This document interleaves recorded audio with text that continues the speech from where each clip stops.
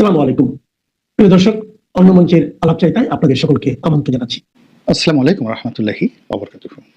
সম্মানিত দর্শক, অবস্থা দৃষ্টি মনে হচ্ছে যে বিএনপি বহুমুখী ম্যাটিকুলাস ডিজাইনের যে ফাঁদ, সেই ফাঁদের মধ্যে পড়ে গেছে। আমরা জানি যে গত 15 বছরে যে আধিপত্যবাদী শাসন, যেটিকে এখন ফ্যাসিবাদী শাসন হিসেবে অভিহিত করা হচ্ছে, ওই সময়টিতে বিএনপির মধ্যে অন্তত 3 থেকে 4টি গ্রুপ, তারা পরস্পরের সঙ্গে দ্বন্দ্ব এবং সংঘাতে লিপ্ত ছিল। আর এ সকল গ্রুপ কেউ ভারতপন্থী, কেউ চীনপন্থী, কেউ আমেরিকার সঙ্গে সম্পর্ক রাখার চেষ্টা করছিল, আর কেউ কেউ তার বাসায় কয়েকজন ইউরোপীয় যে রাষ্ট্রদূত বাংলাদেশে আছেন তাদেরকে দাওয়াত করে একবেলা খাইয়ে তারা তাদের যারা রাজনৈতিক প্রতিপক্ষ ছিলেন দলের মধ্যে, তাদেরকে বোঝানোর চেষ্টা করছিলেন যে তিনি বেশ গুরুত্বপূর্ণ ব্যক্তি। আরেকটি পক্ষ ছিলেন যারা ঘন ঘন দিল্লি যেতেন, কলকাতা যেতেন, বলতেন আমরা দিল্লির লোক।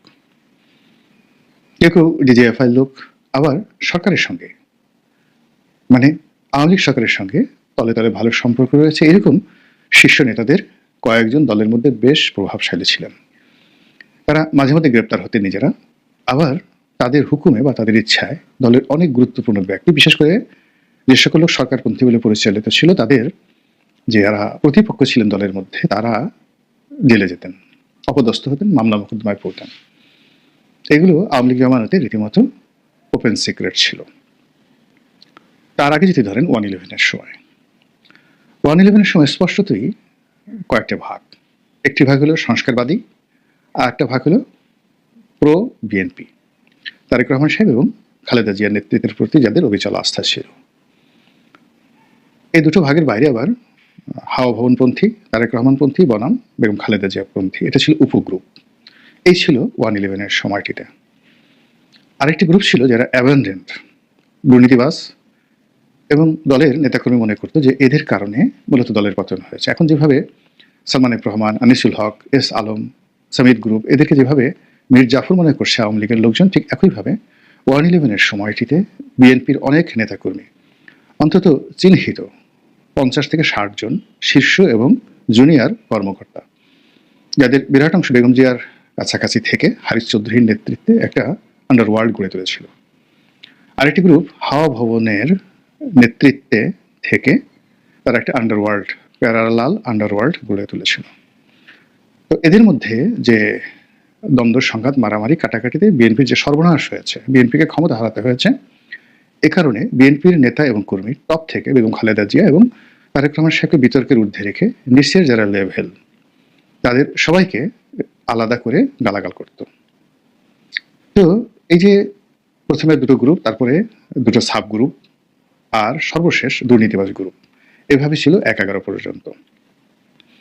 তো দুর্নীতিবাজ যে গ্রুপটি, তারা আওয়ামী লীগের জামানাতে অনেকে জেলে ছিলেন, অনেকে দেশের বাইরে পালিয়েছিলেন।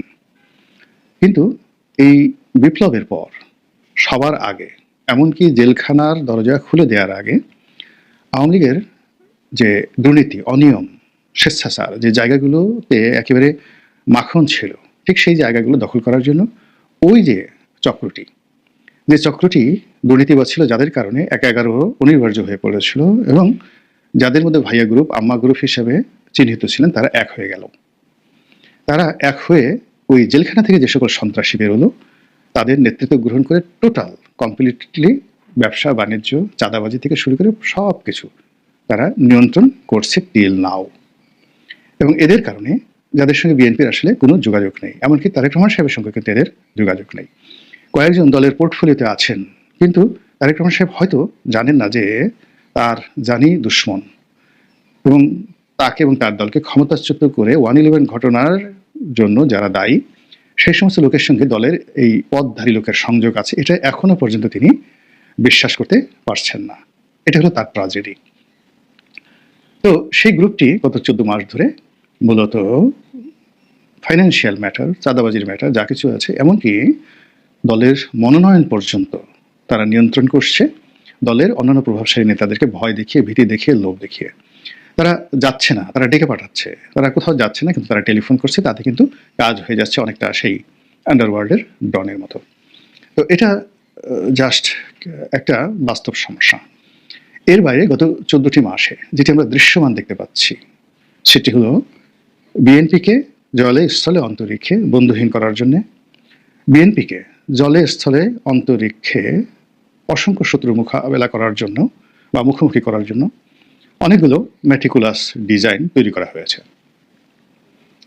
প্রথমত হলো পশ্চিমের সঙ্গে বিএনপির যে সম্পর্কটি, এই সম্পর্কটি যেন ভালো না হয়, অর্থাৎ ইউরোপ এবং আমেরিকার সঙ্গে। এই জন্য একটি চক্র কাজ করছে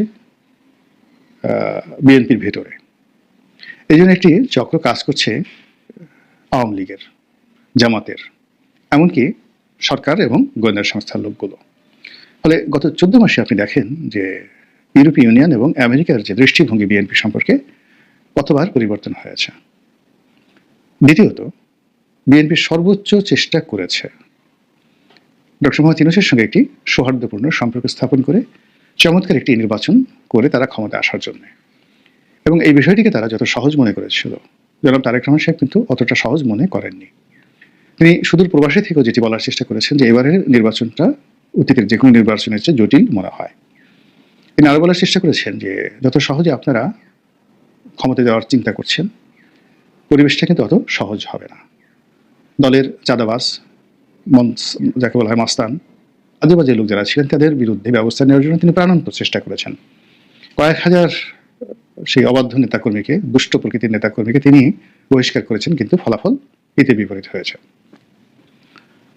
সরকারের সঙ্গে তাদের যে সম্পর্ক অন্তত 14 মাসে বা 15 মাসে 3-15-45 বার গোপনে এবং প্রকাশ্যে একবার ভালো হয়েছে, একবার খারাপ হয়েছে। আরও অবাক করার বিষয় হলো যে সরকার এবং বিএনপি একে অপরকে কেউ বিশ্বাস করছে না। একেবারে প্রথম দিন থেকে তারা বিশ্বাসের অভিনয় করছে, বন্ধুত্ব করার জন্য তারা অভিনয় চালিয়ে যাচ্ছে, কিন্তু একে অপরকে যেটাকে নিখাত সম্পর্ক বলা হয়, বন্ধুত্ব বলা হয়, এটি সরকারের সঙ্গে বিএনপির কখনো হয়নি। এই গেল এক। এর বাইরে এনসিপি, জামাত, এদের সঙ্গে তারা 100 বার, মানে গত 15 মাসে 100 বার শত্রুতা করার চেষ্টা করেছে, তাদেরকে রাজনৈতিকভাবে মোকাবেলা করার চেষ্টা করেছে এবং সিদ্ধান্ত নেওয়ার চেষ্টা করেছে তাদেরকে আঘাত করতে হবে, সাস্টেন করতে হলে তাকে আঘাত করতে হবে। কিন্তু চূড়ান্ত পর্যায়ে গিয়ে আবার বিএনপি সেখান থেকে ফেরত এসেছে। তাহলে সরকারের সাথে গেল, প্রধান দুটিও রাজনৈতিক শক্তির সঙ্গে গেল, আর থার্ড সেনাপ্রধানের সাথে তাদের সম্পর্ক কেমন হবে, তারপর আওয়ামী লীগ সম্পর্কে তাদের ধ্যান ধারণা, চিন্তা চেতনা কেমন হবে, তারপর অন্যান্য ছোট ছোট রাজনৈতিক দলগুলোর সঙ্গে তারা কিভাবে বন্ধুত্ব করবে, এই বিষয়গুলোর মধ্যেও তারা টানাপোড়েনের মধ্যে এখন পর্যন্ত আছে। কোনো একটি বিষয় সেই 14 মাস আগে তারা যেটা বলেছে ওটার উপর আজ অবধি তারা স্থির থাকতে পারেনি, যেটিকে ইংরেজিতে বলা হয় কনস্ট্যান্ট। সেই কনস্ট্যান্ট থাকা, প্রেডিক্ট থাকা, স্থির থাকা এবং মজবুতি, যেটাকে বলা হয় দৃঢ়তা, আয়রন ম্যানশিপ, এটা মানে যে রাজনীতিতে খুব বেশি দরকার।